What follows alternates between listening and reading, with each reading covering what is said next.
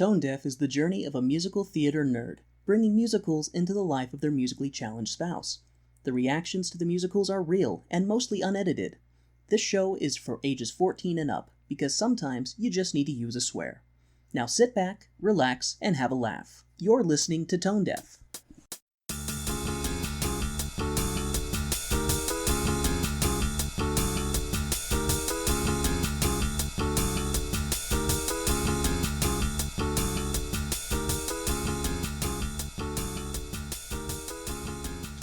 Welcome to Tone Deaf, a theater nerd's guide for their musically challenged spouse.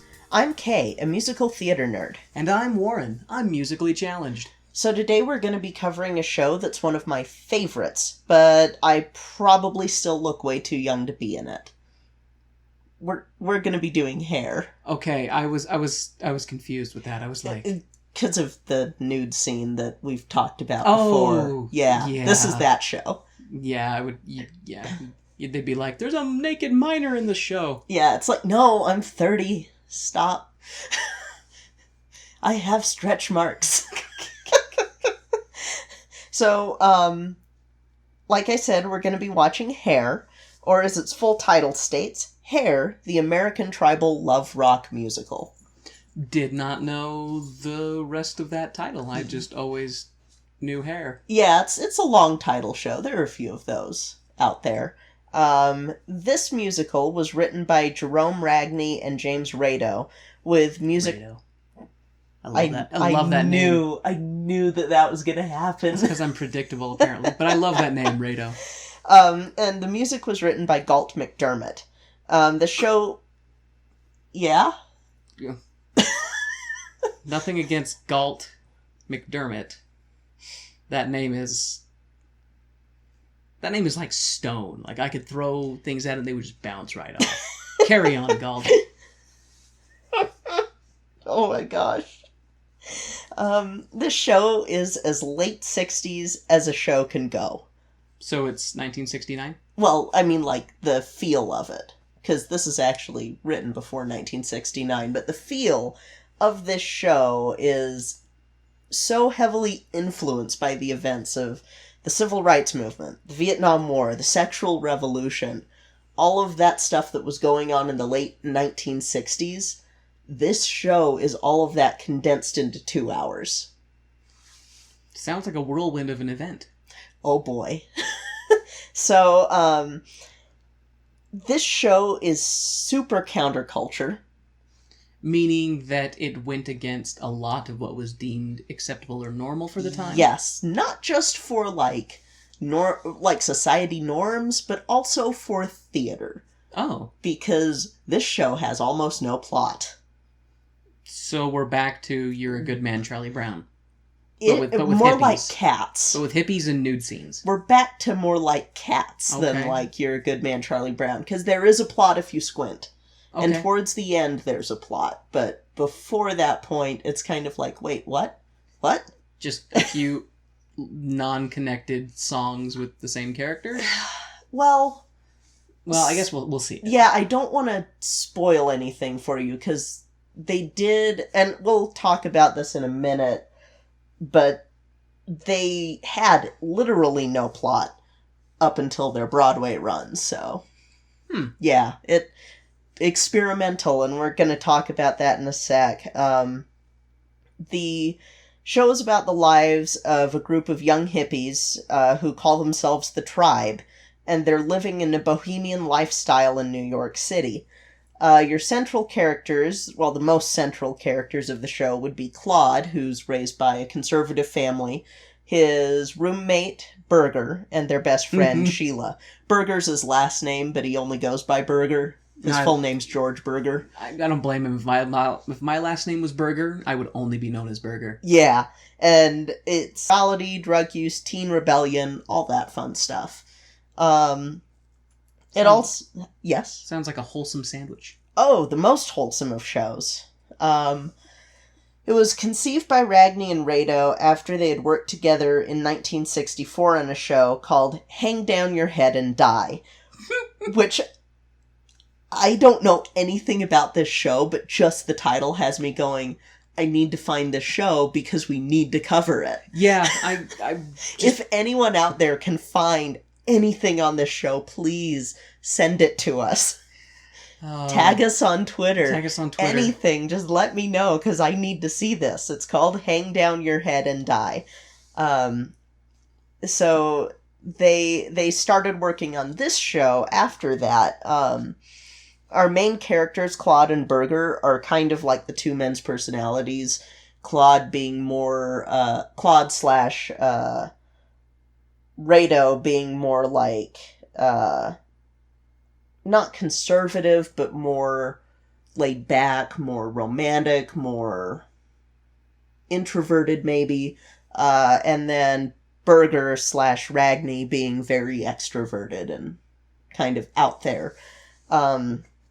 In fact, their backgrounds were really different, too. Rado was more like a Rodgers Hammerstein type person, and he was working on the Hammerstein type reviews and stuff. Meanwhile, Ragni did Off-Broadway. So the really weird experimental theater that makes you just sort of tilt your head like the RCA dog and go, "Boah?" The deep underground of theater culture. The deep underground. Most of the other characters of the show were based on people that they'd seen in New York at the time, as well as news stories and articles about the counterculture movement, yes. So, it's based off of characters they see in New York. So I imagine that they're just walking down the street and they see some hippie walking down the street and they go, let's write a story for that guy. Not just that, but they actually, joined these groups and got in deep with them and made it authentic. Was it, okay, did they get in deep with the groups because they actually agreed with them, or was it more of, to learn? Like, they dove in order to absorb it and learn it? It was to learn it, but then you kind of go, oh, but I do agree with them. So gotcha. It's sort of like, jumping into, say you're sitting there going, oh, I really like drawing anthropomorphic animals, and then you jump into the furry community and you don't see the really weird porn until it's too late. But you've already got a fursona. I don't know about your internet search history, but if I even Google an animal, I find, porn of it. Well, okay, so we're talking Oh, okay, to be fair. We're not talking about now. In a simpler time. Also, what are your Google searches like? Because I can search bear and still get, a bear. And not get, bear bodies? Not get, sexy bears. I get, cute little baby black bears. What are your You're searching cute little baby black bears. I don't type that in. I just say black bears or bears. Search bear drawings. Bear drawings. Try that. Try bear art or bear drawings. Art. Okay. I've never searched that. Tiger drawings, tiger art, and you'll be like, oh, these are cool, and then it goes into, whoa. Not what I was looking for. But we digress. This is the status quo of our show.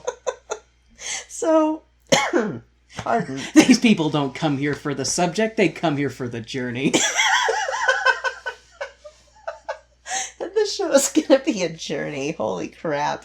So the first production was performed off-Broadway in 1967. And to say it had a rough start would be putting it lightly. Did the first show end in someone's death? No. No one died. Okay. Although we'll get into some crazy stuff that happened because of this show. But this show is weird, and before it went to Broadway, it was, really weird. Really, really weird. So, are we going to see the really, really, really, really weird version, or are we going to see the really weird version? We're just going to see the really weird version, because the really, really weird doesn't exist. We're going to see the watered-down, condensed, and focused version. Yes. We're going to see the distilled weird version. Yeah, and I mean, some of the stuff did, for the transition to Broadway, get kind of, loosened up a little bit, but they also did go, okay, but we do need to have a plot. So what version of this are we watching? We are watching, So the one that we're watching, let me scroll down in my notes. Sorry. You go back to your wonderful presentation, and then I will insert my question when it is relevant. The show, not the hair. Long, beautiful hair. But critics hated this. It's the only bit I know of it. It's okay. You'll probably maybe get more stuck in your head later. Maybe. We'll see. But critics hated this a lot. I would imagine if it was counterculture for the time. Audiences in off-Broadway, though, loved it. So seems to be an often case. Yeah, so it was able to make its jump to Broadway. It was revised for Broadway in 1968. And this is where the nudity comes in. So the nudity was not in the show yet. Really? So the weird version did not have the nudity. Didn't have nudity, but it was just the weird version that had nudity. Because so they're like, well, we're taking out all this weirdness. We gotta put something else in. Well, I know, boobies. Well, the director of this version was Tom O'Horgan, who also used nudity in a lot of his shows before this. His name is Tomo? It's not like Tom or Thomas? Tom O'Horgan. Tom O'Horgan. Yes, okay. Tom O'Horgan. Okay, like Irish last name, not Tom O'Horgan. No, not Tomo. Tomo. Sorry, Tom. He based it on a protest that had occurred in Central Park, where two men, just to antagonize the police there, stripped down naked. And so it was kind of like, that happened, so that was in the forefront of the mind. And they don't treat nudity as a sexual thing in this, and actually, which production is it? I think it was the one with Donna Summer in Germany, maybe, that basically they were like, well, it's sort of like, oh, we're more upset with nudity than we are with killing. So... Gotcha. Yeah. That kind of summarizes American media, too. Yeah. So it's one of the many, many, many things that this show has done to bring things into the light. This production opened April of 1968 and ran for 4 years, closing in 1972. This one was also involved with a lawsuit with the Tony Awards organizers, as they had told them that the April preview would have been soon enough to qualify them for consideration for the 1968 Tonys. Then the New York League was like, no, the cutoff date was March 19th. And, yeah. And then the producers were like, no. We were told this, and... They were sabotaged, is what they were. Well, oh boy. This will be in a couple of paragraphs. Actually, no, it'll be in the next paragraph that I have written out, but, so they didn't succeed with their lawsuit, but they were nominated the next year for Best Musical and Director. And they lost to 1976. Or not 19... Jeez. So, I might be coming down with something. I should probably state this if you've heard me cough. But they were nominated the next year for Musical and Director, and then they lost to 1776. Very different years. Yes. Very different years, like 200 years apart, but I don't agree with 1776 winning over Hair, but I don't run the Tonys, so... I know nothing about 1776 other than America. That's what it's about. I figured. And we'll see it, and meh. Meh. It's not my favorite show. But this is a Broadway musical theater podcast, and we will get to the shows that I don't like eventually. So this show's been performed all over America and Europe, and it's had some pretty wild reactions. Let's see, Indiana, I think it was Evansville or South Bend had picketers. In Boston, they first were mad about a scene that was basically a flag protest, and so they removed that for that stop of the tour. And then they almost didn't get to do the show at all because the state's district attorney was like, no, we need to not let this show happen. And the Massachusetts Supreme Judicial Court had to step in and say, no. This is part of free speech. You can't tell them not to. Basically. 1971, a bomb was thrown at the theater it was being performed in one place. And no one died? No one died. In Sydney, Australia in 1969, their opening night was interrupted by a bomb threat. DC, we had some clergymen releasing mice into the theater to try it. Yeah. Mice. You know, because mice are scary. I mean... If you're afraid of... Yeah, but that's not going to shut down a theater, and that's just going to make you look stupid. And then in Acapulco, Mexico, the show lasted one night. Because? Because hair. Okay. And then a Norwegian production had some of the locals trying to block the show by making a human blockade outside of the theater.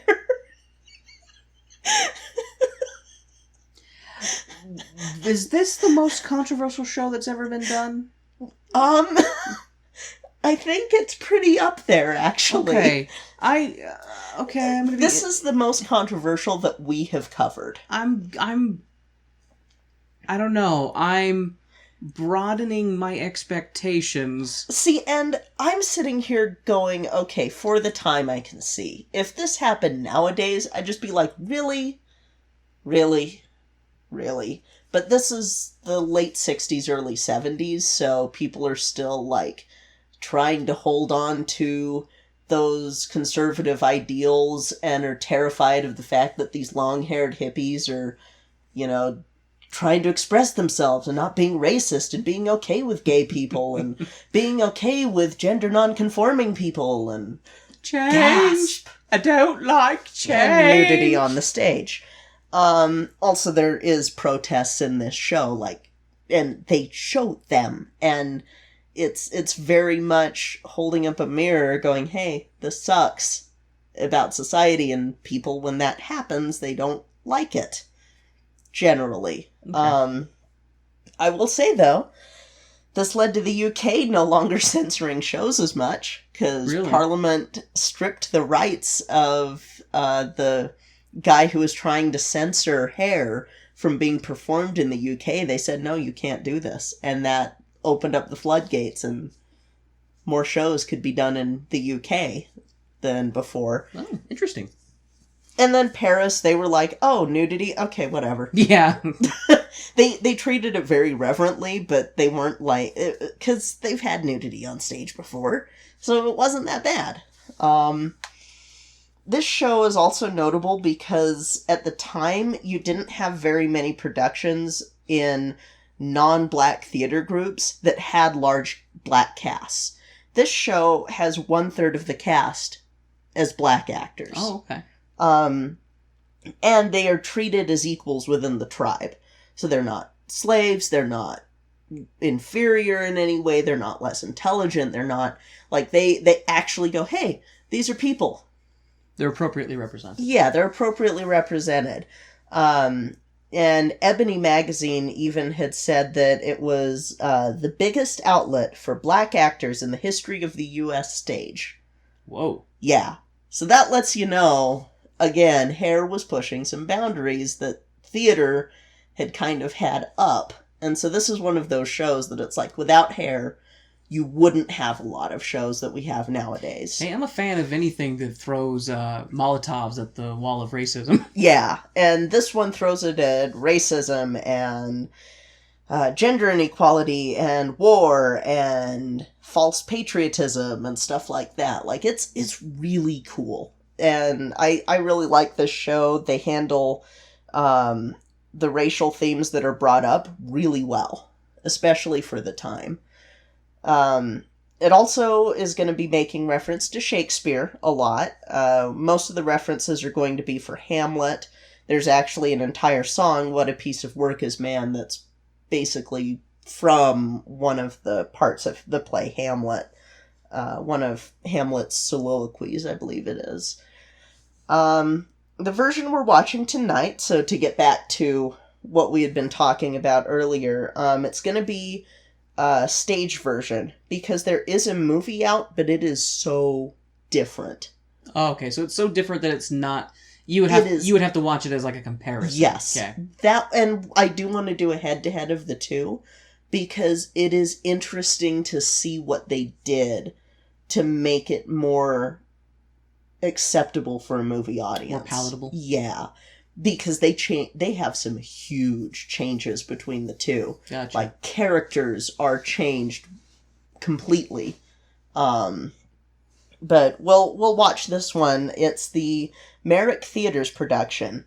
I believe it was 2017 that this one happened. So pretty recent. Yes, and the reason that I'm, like, ridiculously excited about this one is because Jay Hughes, who is a non-binary... Let's try that again. Words are hard. Jay Hughes, who's a non-binary actor who uses she, her pronouns like I often do. I mean, I prefer they, them, but I'll use she, her because most people know me as she, her. And Jay is part of this amazing group of LGBTQ artists called the Ring of Keys.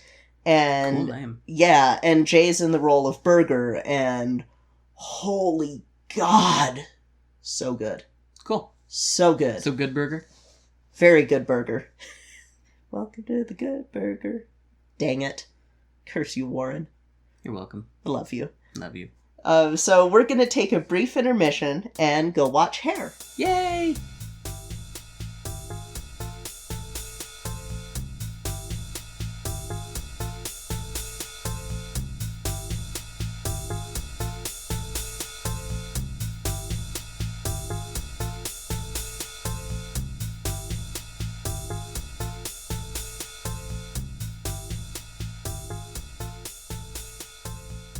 All right, Warren. It's time for the best part of every intermission. Getting snacks that we can't bring back into the theater? Even better. Now that the lights are back up, we can look into the playbill. This week we have some exciting news with our Patreon sponsors. Our alpha sponsor, Jasmine Wu, is now joined by Bianucci. We have 2 sponsors, Kay. Sweet. This is super exciting. I can't believe that we have 2 sponsors already on our show, and thank you guys so much for contributing to our show. We greatly, truly, truly appreciate it, and we can't thank you enough. Thank you truly from the bottom of our hearts. Seriously, guys, thank you so much. And here's a message from one of our favorite podcasts called History on Blast.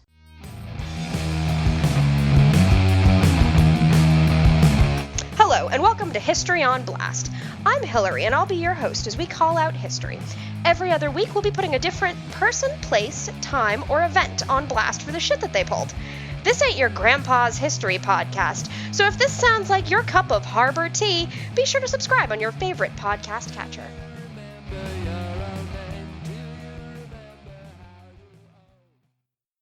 And now, the lights are going down and the music is starting back up, so let's hop into the second act of the show.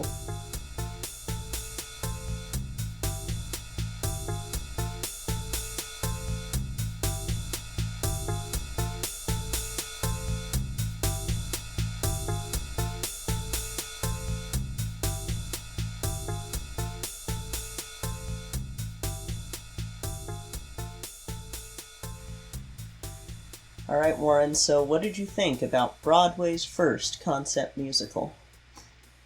Give me some of that drug drip, long-lasting drug trips, making no sense and lasting way too long. It was okay. Mm-hmm. It was okay. It had stuff that I did like. Yeah. But it was, in my opinion, it was okay. Yeah. It had some really good political commentary stuff. Mm-hmm. But it was just, I don't know. I think the musicals that I tend to enjoy the most are the ones that are telling a story. Yeah. This, while it did tell a story, Mm-hmm. was just all over the place. Yes. And very, very bizarre. So it takes place in 1967? Yes. That's when the story, quotes, takes place. The show opens up with a silent yoga demonstration in front of a wicker wreath idol before the rest of the village people enclose the lead yoga guru and begin chanting. I don't know what they were chanting. There were plenty of times I must have had a look on my face that was very confused because Kay would then lean in and go, "They said this," or they're saying this. I'd be like, oh, it still doesn't make sense, but oh, okay. One thing I will say, the production was very well done. Mm-hmm. I was very impressed with how well it was filmed. Yeah. And the editing was really well done. All the people were good singers. Costumes look great. Like, Mm-hmm. I mean, lots of stuff to like in this production. Do you remember who? It was Merrick Theater. Merrick Theater. Mm-hmm. They did a good job. Yeah. They did a very good job. And even...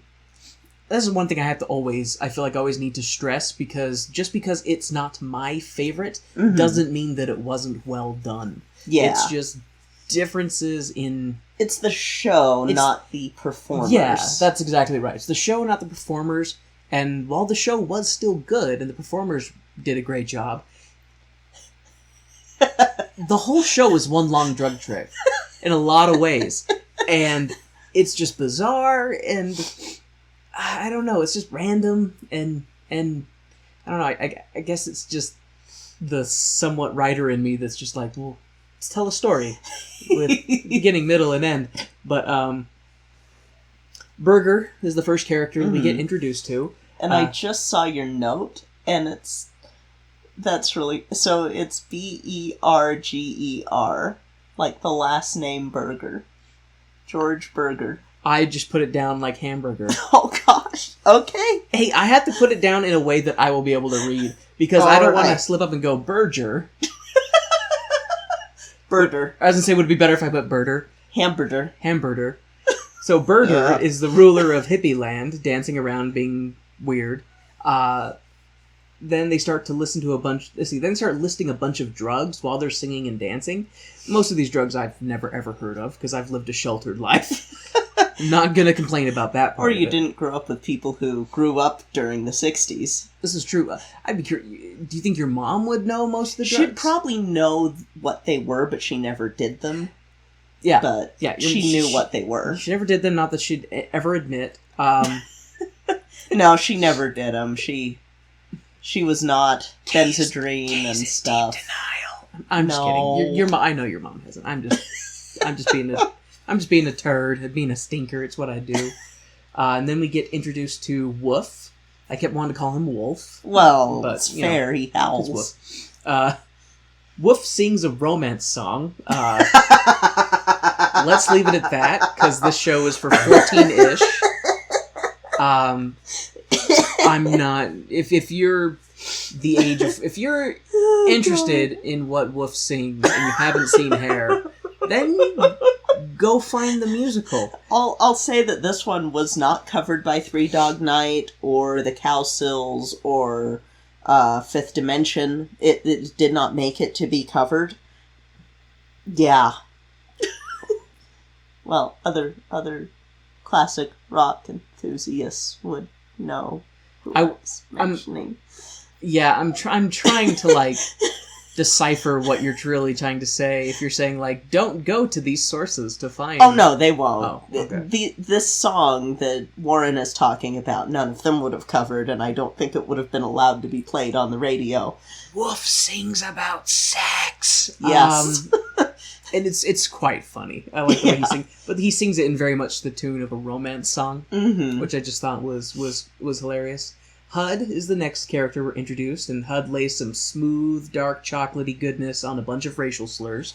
His little song and dance bit was interesting, because he comes in, he's like, I'm Hud, and these are my friends, and then he proceeds, and we're a bunch of, and he proceeds to, like... Oh, he talks about, this is what people call him. And it's sort of like it's an interesting thing, because at this time you wouldn't have had a black character saying that on stage. Chances are you wouldn't have had that many black characters being an equal and being allowed to say, hey, y'all are calling me this, and I hear it. Stop. Yeah, it ain't cool. Which I thought that part was interesting, though, and it did make me laugh, just kind of the in-your-faceness of it. Mm-hmm. It kind of caught me off guard. Yep. There was a lot of things in this show. The show is the drug trip that catches you off guard. The musical. Drug trip. Yeah, exactly. Then we get introduced to Claude. Claude believes Claude believes in God, who believes in Claude. That's him. Mm-hmm. Claude, while it could be argued he is the main character of this story, he was also one of my least favorite characters because of his self-importance. Yeah. As you know, I'm not a fan of that archetype of person who thinks that they're really, really great. It will be really interesting to watch the movie with you. Okay. Then after Claude, which I love that his name is Claude because I always think of Claude as an insult. Like, what a Claude. Instead of Claude. Huh? Claude would be the other way that Claude. Yeah, but like Claude, like a lump. Like a lump of Claude, Clod. Yeah. I know that's the how English language is screwy. I know that's how I spelled it in my notes so that I would know. That's how you felt about him. Yeah, and Burger, because I wanted to eat him. But anyway, Claude, because he is a Claude. Sheila, I think Sheila believes in love. It isn't made that clear, when we meet Sheila. I think Sheila believes in love. She doesn't make it very clear. She just has this whole song about how she believes in love. I don't, I'm still on the fence about whether or not she believes in love. And their introduction of her that she's second semester at NYU, and then you've got a lot of these high school students. I'm kind of like, so this is a college student rallying a bunch of high school students to come and do protests and stuff. It's kind of a... Yeah. And banging them. Yeah. So because Burger, at the very least, is a high school student. There's a lot of banging in this. Yeah.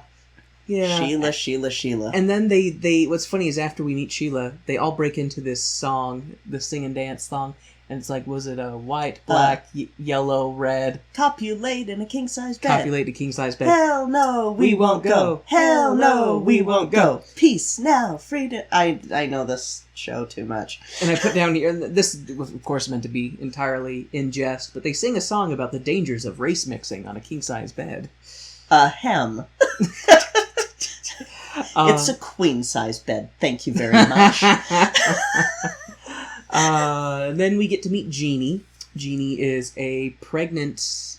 I guess, would she be a pregnant teen? Yes. She's a pregnant teen. She got knocked up by some speed freak. Mm-hmm. And Jeannie is the slum goddess of the Lower East Side. Yep. Because she called her parents and said, hey, I'm pregnant. They're like, we'll send you some money. So now she's... It almost kind of sounded like she was providing for the others because she was the only one who had money, probably. Yeah. I actually really liked the actress who played Jeannie, and I thought she did great. She did a really good job, and she actually had some of the best lines too, which was funny. I took so much issue though the entire time with her smoking and drinking and taking drugs while pregnant. Mm-hmm. Just like, that kid is gonna come out and just be jacked up. Yeah. So if she, yeah, enjoy your Sid there, Jeannie. Oh. Hey, I'm just saying. Oh. You don't get to take a whole bunch of drugs and have a healthy baby. True. It's not how it works.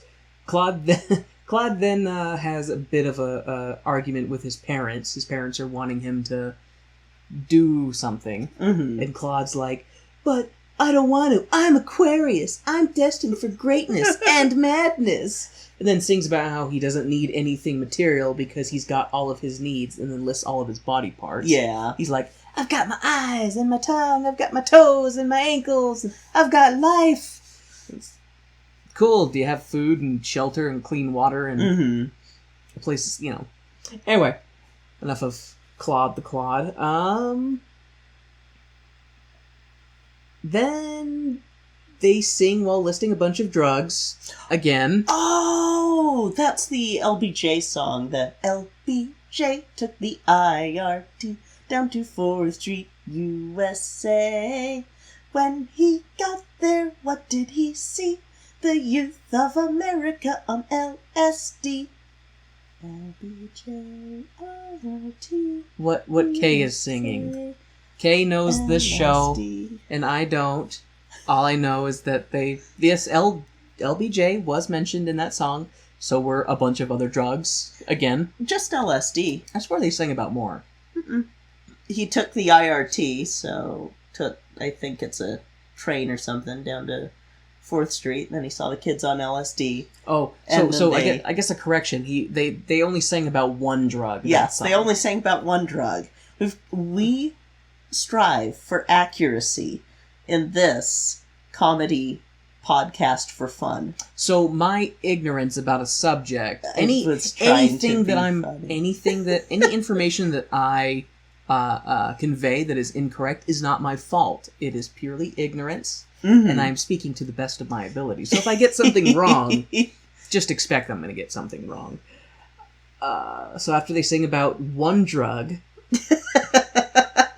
Burger gets thrown out of school for being too real, telling his teachers that they all suck, and that is my favorite song in the whole show, by the way. It was a good scene. And then after Burger gets thrown out of high school, he goes and talks to his friends and everything, and is just kind of like, yeah, I don't need school. School is for losers. And then a really bizarre little cameo of Principal Hitler shows up. Is that normal? Like that the principal is supposed to be Hitler? Like they're conveying that.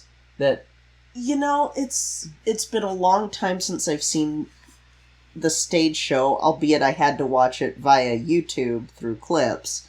Because this song is not in the movie, and the movie is what I have seen more. Gotcha. But I like the stage show way more than the movie. Yeah, but the principal just shows, like, because the way it's on stage is the principal pops out of, like, a corner. Yeah. And the spotlight shining on him, and he's yelling in a German accent. I think that they do that. I think that is... He doesn't have a Hitler mustache or anything. No, but he's very obviously supposed to be...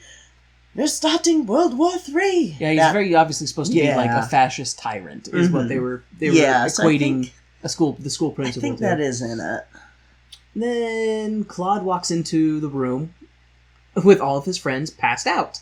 They're all a bunch of Vietnam bait. Yes, because they all are out of high school, so... Vietnam bait, yes. So they're 18. They can be drafted. Mm-hmm. But wasn't it that they all got high, and that's why Claude walks in, they're all passed out from doing drugs? They all were doing drugs, and then he comes in, and then they have that whole line about, I've been kicked out of school, I'm Vietnam bait, and...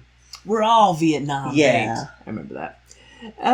And then, this actually made me laugh. There was this newlywed couple that shows up and starts talking to the kids, like, if they can ask them questions, because they're from out of town, and all this, and ask them, why are you all just a bunch of hippies? Like, ask about the long hair. What is with that? Why do you... I say, as I'm playing with my long hair, why do you have this long hair? And the kids launch into the title song, Give Me Some of That Hair, Long, Beautiful Hair. And that's the only song that I knew that was from this show before I watched the show. Mm-hmm. And then our dog just has this big sigh. She's like, my dad is an idiot. The newlywed mother lady sings about how men should be flamboyant because that's how it is in most species. I mean, birds, yes, and male lions have manes, but, I mean, there's plenty of other species that... Really, it's like birds mostly are the ones that have flamboyant males. Well, men were flamboyant before Beau Brummel, which I could go on a rant about him at some point. And his whole, everyone must wear drab suits. We shouldn't be wearing pretty clothes. Men should look like this, and it should take hours for me to get into a suit. No. I get dressed Blame him. I get dressed in the dark before going to work. I just open up a drawer. Okay, I know my pants are in this drawer. I know my shirts are in this drawer. Yeah, no, because I sit at a desk and no one cares. I could go on a rant about Beau Brummel, but I won't because it's hair. Screw you, Beau. You're not worth it. And then after we have this newlywed couple show up and talk to the kids and leave, then the orgy happens. Yeah, that's the only word for it. Burger and Sheila kiss, and they, like, fall on the ground, and they're just making on the ground, and then they're like, oh, you two look so good together, and then one person jumps on the pile. Yeah, Claude jumps on the pile. Oh, you three look so good together, and then fourth one jumps on, and they're like, we're gonna start a train! And it doesn't, like, lead into that, but it was very much like, let's have an orgy. And I would, yeah. It was with your main love square of Claude, Sheila, Berger, and Wolf, and then Hud shows up and tries to join in. Yeah, it was really weird. Then we have a scene where Sheila shows up and is trying to give this yellow shirt to Berger. And then Berger won't put it on because Berger's like, I'm a free spirit, don't tell me what to do. Mm-hmm. And then he rips the shirt out of... I don't know if he did it intentionally or if it just happened on accident. It was accidental. That's what it seemed like when we watched the show, that he was holding it up, but he did it too excitedly and ripped the shirt, and it hurt Sheila's feelings. And then Sheila goes into her, let's sing a sad song about why are people so mean. Mm-hmm.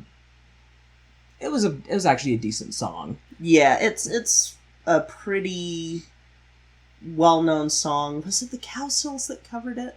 It's Easy to Be Hard. No, that one's Three Dog Night that covered that one.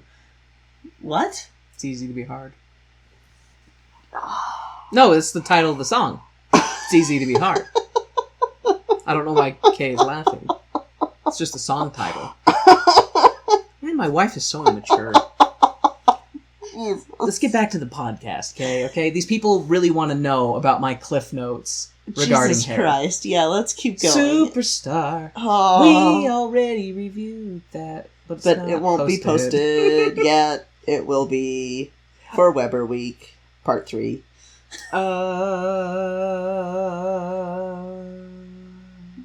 Jeannie, thank you. Jeannie gets torched by Claude, who is acting like a Richard. Yes. She is just swooning over him and just oh, come on, come be with me, da da da da da. He's like, no, go away. And she's like, I found this book that you were mentioning you wanted, and it's a book on how to astral project. Yeah. And she's like, oh, I gave him this gift. Maybe he'll now take my affection for him seriously. And then Claude, in just a super supremo Claude moment, goes, be a good fly and buzz off. Yeah.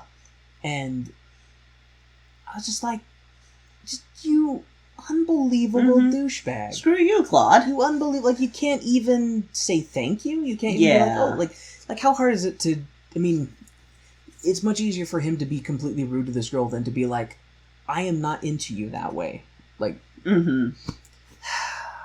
I felt really bad for Jeannie in this. Yeah. But, then she kind of shakes it off a bit, and she goes over to Chrissy, who is an interesting character. We don't see a whole lot of her, really. We get this one solo song from her that's coming up. Chrissy is an interesting character. Jeannie runs into her and is like, hey, come with us to do this thing. And she's like, oh no, I'm gonna go do my pastime activity of singing a bizarre number about meeting a boy once and losing his address. And she goes back to the same location to wait for him in hopes that he will return and she'll meet him again. I'm sure that'll work. With his jacket that says Mary and Mom and Hell's Angels. Oh my god. She goes into the song describing him and how good he looks and yada yada yada. And then when he gets to his leather jacket with the gold chains and Hell's Angels on it, and I'm just like, oh, you sweet, innocent, stupid high school girl. But the part that's made me laugh, if I lived in a world where I never met and married you, and I had run into somebody just somewhere, and it was oh, this person likes me, here's my address, let's hang out sometime. And then I never heard from them, I'd be like, oh, okay. But if I ran into them somewhere, and they were like, oh my god, it's you again, I've been coming to this same place every day for however long, hoping I'd run into you again, I'd be like, have you now? You don't know me. That's creepy. That's creepy. Yeah, don't do that, people. That's creepy. Please. Let's see. We just got done with Chrissy. And then the group does a chant and a dance, which is overlaid with LBJ's propaganda. Yeah, so they're doing the be-in. So basically they're just going to be in a place and they're doing drugs. But it's one of the... I love how you say that just so matter-of-factly.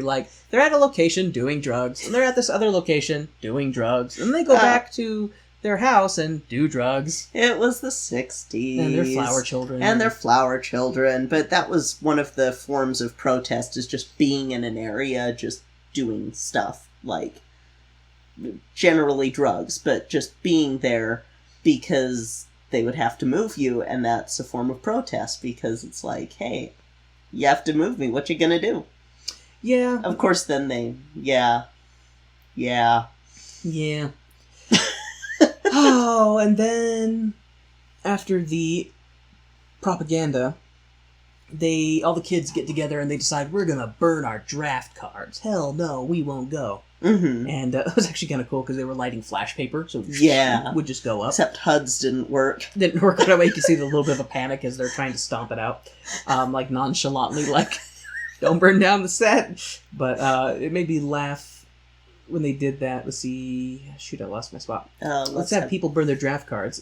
Let's have a draft card burning party with Claude, lacking conviction, complete with a naked people. So the song is all pretty cool. They start off burning their cards, and then it gets to Claude, and he's like having this crisis of, I'm such a free-spirited rebel, and I'm so great and amazing, but for some reason I don't want to burn my Vietnam draft card. And then it focuses on him singing about how he doesn't know who he is or what he wants to be, or he doesn't really know anything and he wants to find out, and everybody else is gone from the stage.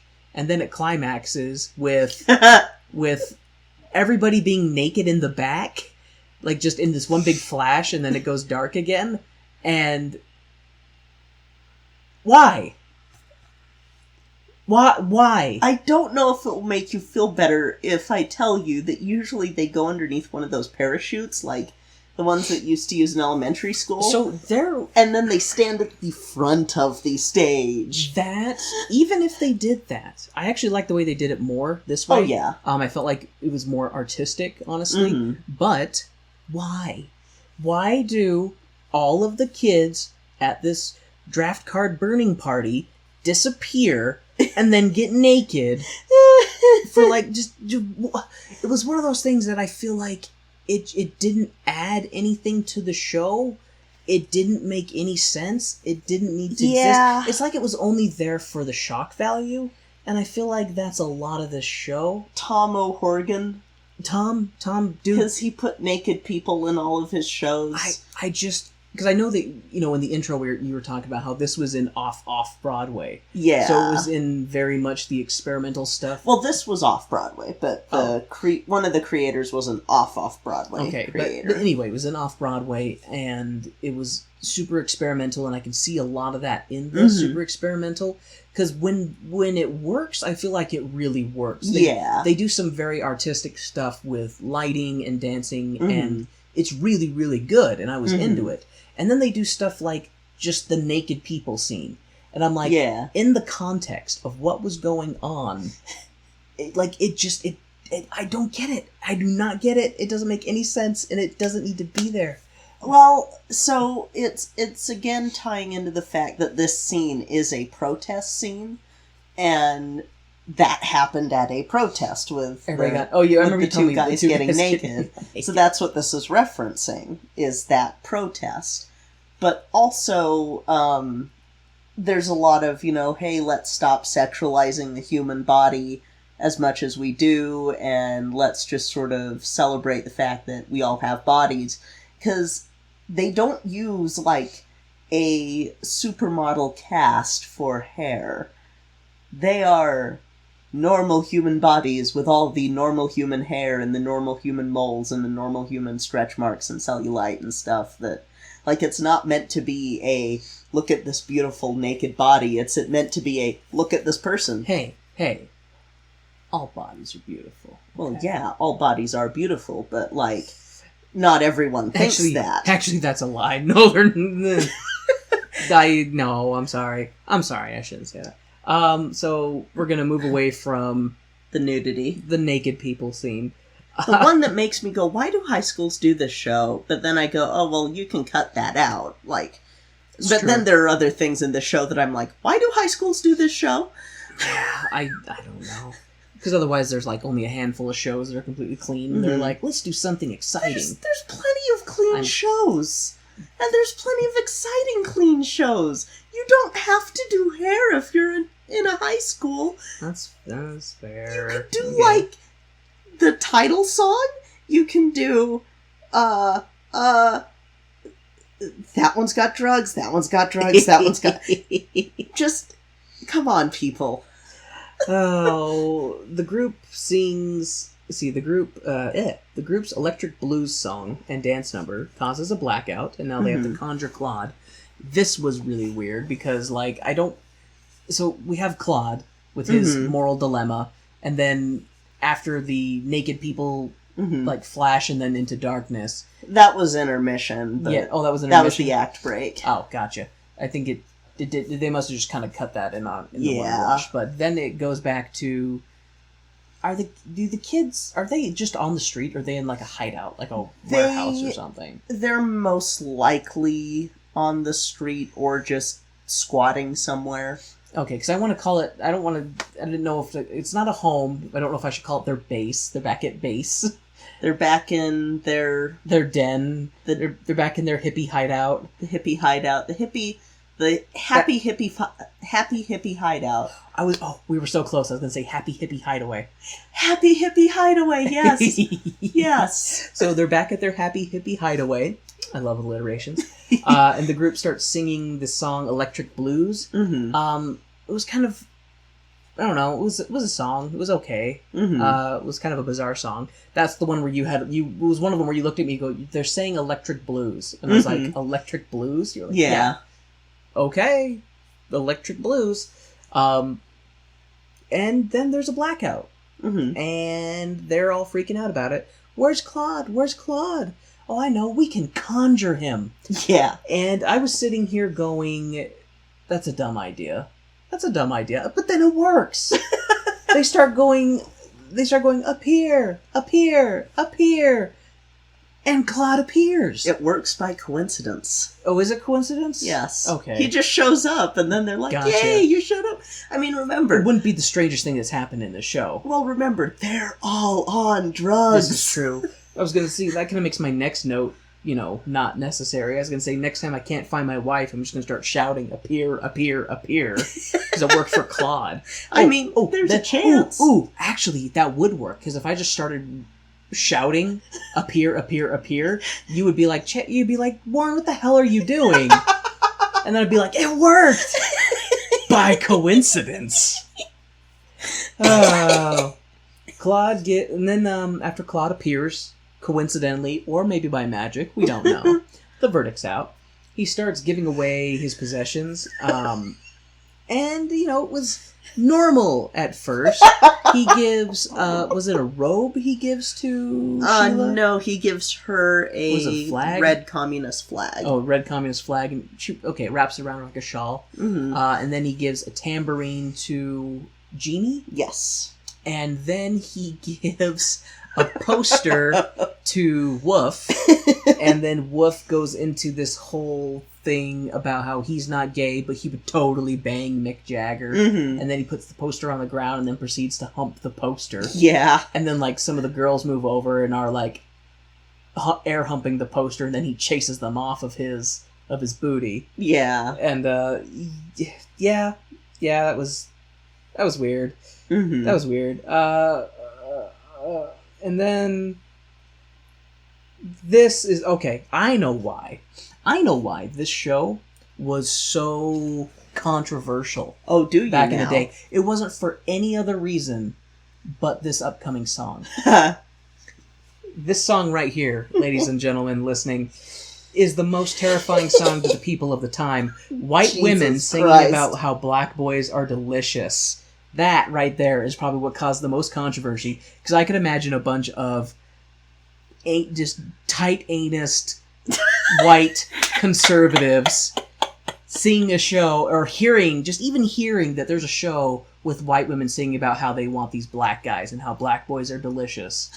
And they're just like, and that probably is what set them off. Even though the very next song is a bunch of black women singing about how much they like white boys and how white boys are sexy. Oh, that's still bad.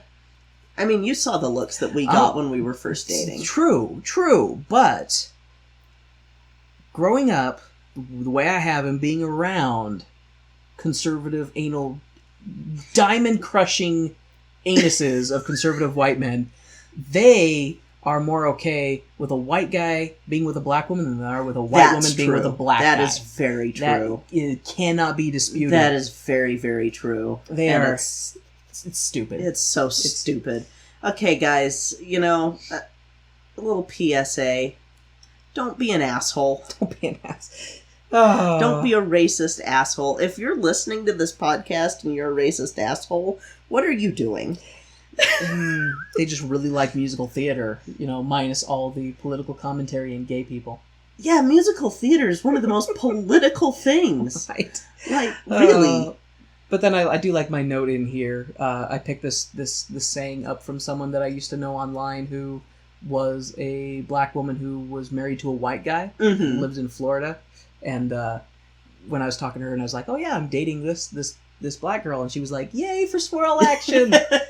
I love that. I love that phrase. Because it always makes me think of when I was a kid and I would go to one of those restaurants and they had the self-serve ice cream. Mm-hmm. You could get chocolate or vanilla or the swirl. I always got the swirl. I love you. I love you. Then everyone gets high on the devil's lettuce. And this show was just one giant drug PSA. Like, I feel like it would be more effective if you want to scare young children away from ever trying drugs. I feel like it would be more effective to show them this show than it would to show them like the really propaganda drug PSAs. That's a good point. Just because this shit is bizarre. Like, it really is. And I feel like you would have a better chance of scaring them away than having, like, those drug PSAs with, like, the girl who looks like she's had her bones removed and is melted into the couch, and her friends talk about how boring she is now. Yeah. Or the dog talking to the guy. Used to be cool. We used to hang out. Then you started smoking weed. It's like, no, just have the kids watch this show with all the swearing and all the everything. It would be much more effective. But so what was it? Burger shows up and he's got this box of joints. And everybody starts passing joints around and smoking them, getting high. And Jeannie actually had one of the best lines in this. Yes. And she said, as Mary once said to Jesus, Jesus, I'm getting stoned. That just tickled me. It just made me laugh. Oh, man. And then this is the first show we've watched where the weird stuff can actually be explained with drugs. I've made a lot of jokes about the writers being on drugs when they came up with stuff. I've made a lot of drug jokes regarding other shows we've done. This is the first one that it's 100% legitimate. Yeah. Like, there's no Broadway Acid Trips, there's just the Acid Trip. The off-Broadway Acid Trip. The show is a Broadway Acid Trip. Yes, the whole show is just an acid trip. Claude loses his mind in this drug trip, within a drug trip. First jump, oh god, this drug trip. So, he smokes his joint. It's laced with something like a hallucinogen, so he starts hallucinating that he is in the military. They're jumping out of helicopters, and as they're flying down, they're like yelling at each other, and then all of a sudden it stops, and he's like, what are we doing? Or why are we doing this? And then everyone's like, it's your hallucination. Yeah. Dummy, why don't you know? And they're like storming off angrily. And then George Washington rides in on one of those like broom handle horses, which I thought was funny, and hands him a letter and says, there's a message from the front line, read this. He's like, retreat! And then they ride off. And then a bunch of other people come in. It was weird. That's the best I can explain it. I mean, there was a song with Lincoln and some gentlemen in tribal outfits singing Lincoln's praises about how Lincoln was awesome because he freed the slaves. And then a bunch of Jawas from Star Wars come in and start singing about Rice Krispies. And then there's nurses that kill the Jawas. It doesn't... Nuns, yeah. You said nurses. Oh, I said nurses. Well, you said nurses. I wrote nuns. I wrote nuns and I said nurses because after watching this show, I have a secondhand high. So, That's how I'm going to explain away any of my mistakes.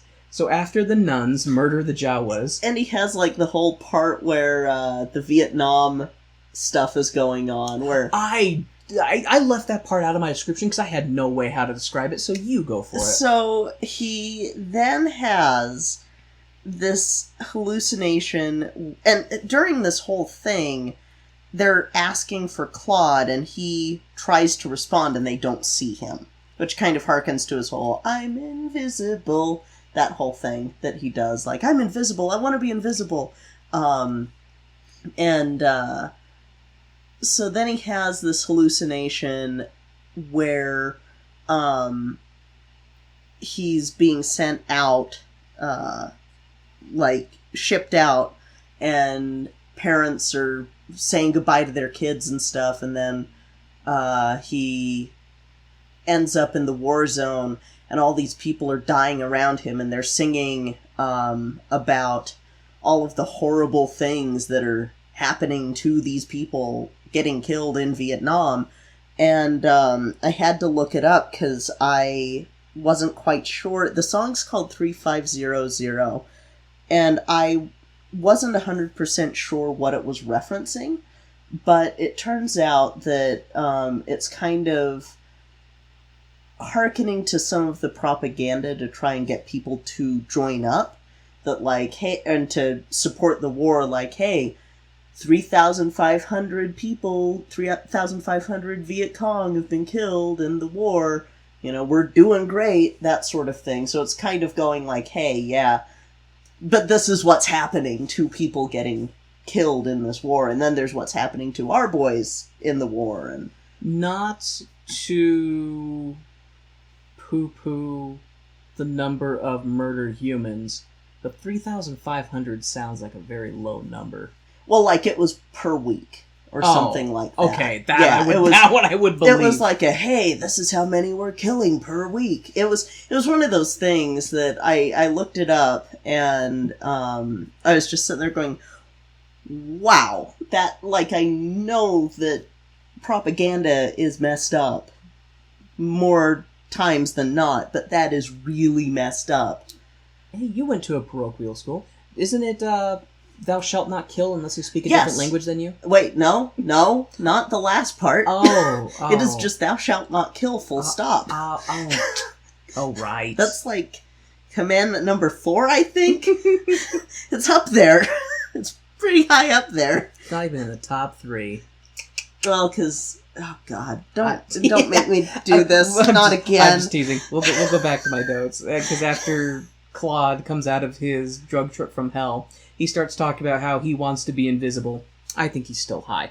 He's still got some leftover from that. Mm-hmm. But he's just talking about how he wants to be invisible, because if he was invisible, then he could enter the minds of people and alter their choices and decisions. And I'm like, dude, you're still high. Mm-hmm. You're like, if you're invisible, that just means people wouldn't see you. It wouldn't mean you could, like, phase through objects. Yeah. But people start pairing off, like, hey, so-and-so, come home with me. Hey, so-and-so, come home with me. And then Claude asks Sheila to marry him, which I did not expect. That seemed very out of left field for me.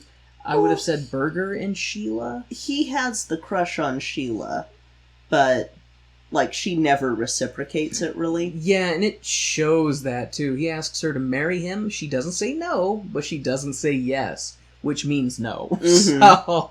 But cheer up, Claude. You're her starshine. Mm-hmm. And that's where the second song that I have heard that I didn't know was from this show came in.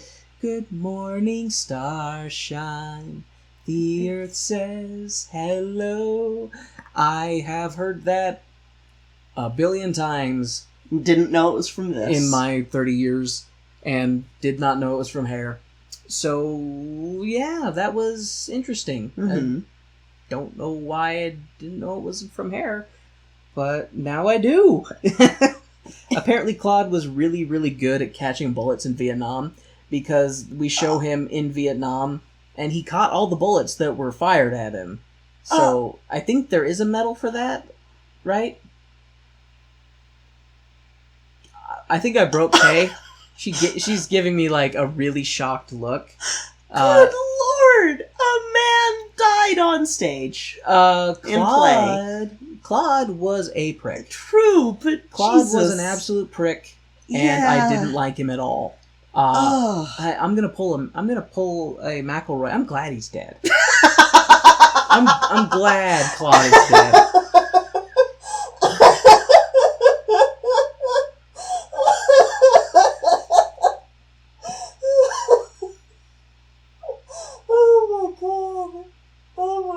We're almost done, Kay. You can muscle through it. I can't wait until you see the movie now. Okay, keep going. Oh, that's so ominous. Okay.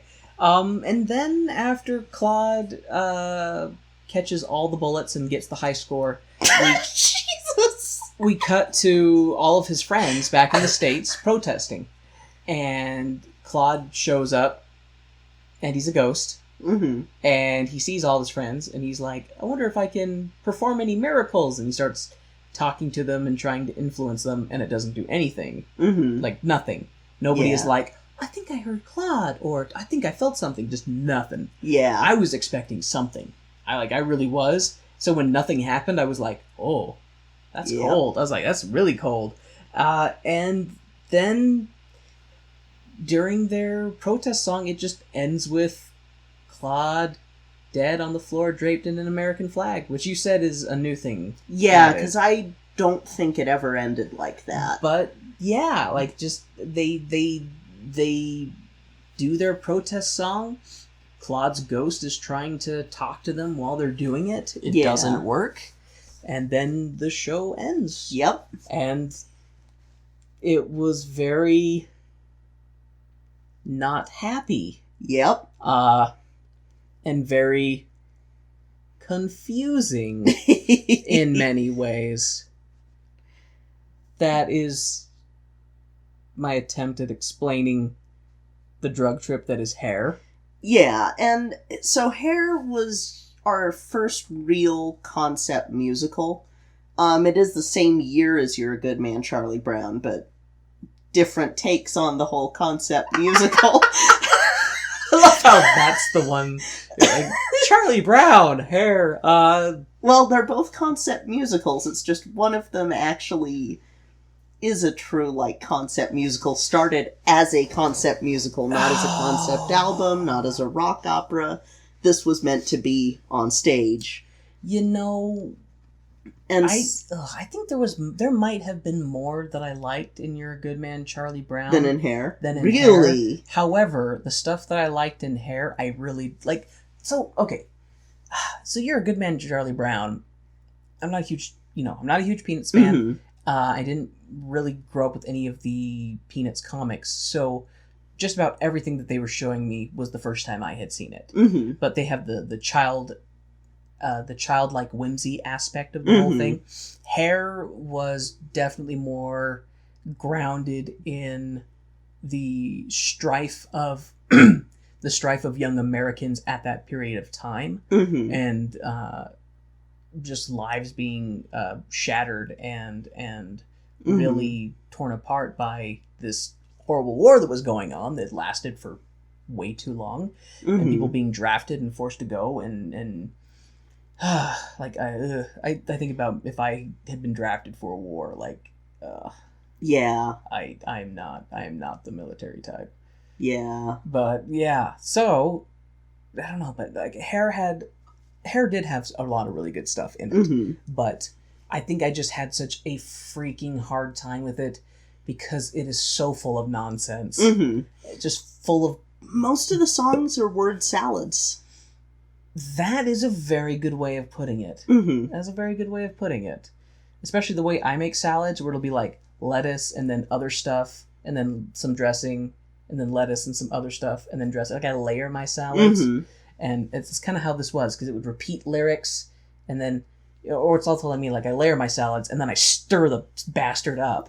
So that's kind of how theirs were, too. It was like, hey, we have some repeating lyrics, and then we'll just throw in a bunch of randomness. Yeah.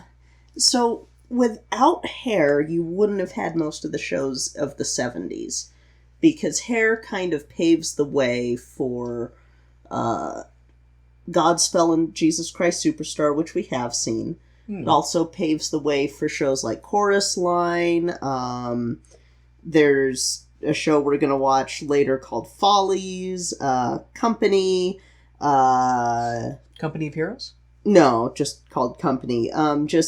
There's this kind of starts sort of an explosion of different shows that Broadway's going to take more risks after Hair. So was it basically that other playwrights saw this really bizarre thing getting attention? They're like, hey, that means we're allowed to be bizarre if we want to. Yes, because, like, it was on Broadway, and it was successful enough on Broadway.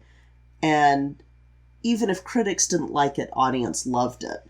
And so that kind of can make a playwright go, oh, well, I feel safe doing this. I thought it was pretty bizarre that people were throwing bombs over this show. Yeah, but if you think about it, the time, because, I mean, we're in 2019. So... Wait, what? Sorry. Yes, I mean, it feels like 1950, but we're in 2019. Shocker. Please continue, Kay. Tell us about the riveting time it is to be alive in 2019.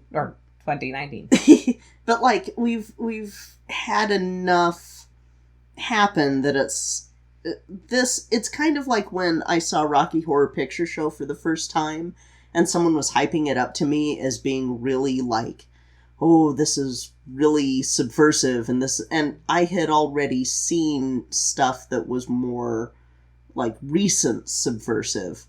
And so I didn't have that context of, well, for the time that Rocky Horror came out, it was pretty subversive. And that's sort of the same thing going on with Hair, is that for the 60s, you didn't have these shows that really were taking these risks. I mean, West Side Story took risks, but only in there's way more dancing, and we're kind of, sort of, pointing out the racism in America, but not really, but a little bit. And so this just kind of went, hey, we're going to put up a mirror to the country and really to the world. We're going to put up a mirror to the country, and then we can do cocaine off of it.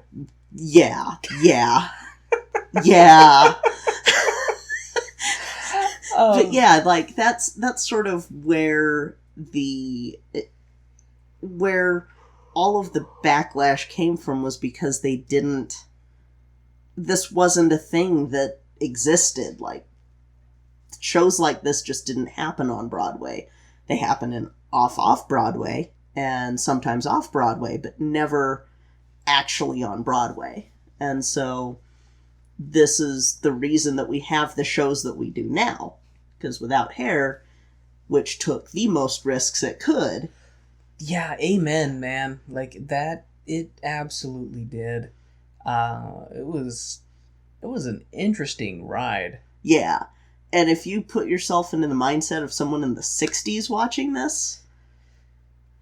I would like to think that I would have still thought that black people were people. Oh, yeah. No, I guess what I'm meaning by that is, like, people in the 60s who were of the previous generation. So, like, the people who would more be buying the theater tickets and stuff. So, people older than us would have probably not reacted as well. Sort of like, it's sort of the generational gap, and they even talk about it in Hair with the, what have you got, 1947? That's so great. Yeah, good point.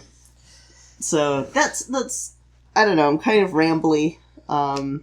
You're okay. But it's also really late. I opened the floodgates. You did open the floodgates. Now the massive overshare is coming out. Brah! Quick, stop it up! All right, we really should spare these fine people. Yes, you wonderful, wonderful people. Thank you so much for listening to this episode of Tone Deaf. Of Tone Deaf, the Tangent Musical Theater Podcast. So, for our next show, We're gonna go back a little bit and do one that's a little bit more typical of earlier shows. So we're gonna go back into like the Rodgers Hammerstein era of musical theater, give you a little break from all of these experimental shows, and we're gonna do one that I can't believe you haven't seen, but this has come out a couple of times. We're gonna be doing My Fair Lady. Okay, cool. Because like with a lot of things, I only know spoofs. Yeah, you know all of the spoofs of it, but you have never seen the actual show, and now you'll have a deeper appreciation for those spoofs. Yay! Thank you so much for listening. We truly hope you enjoyed this. Please follow us on Twitter at ToneDeafMusical and like, share, and subscribe. If you loved it, tell your friends and spread the word. If you want to go above and beyond, please donate to our Patreon, which is also Tone Deaf Musical. That's it for this week. I'm Kay. I'm Warren. And this has been Tone Deaf.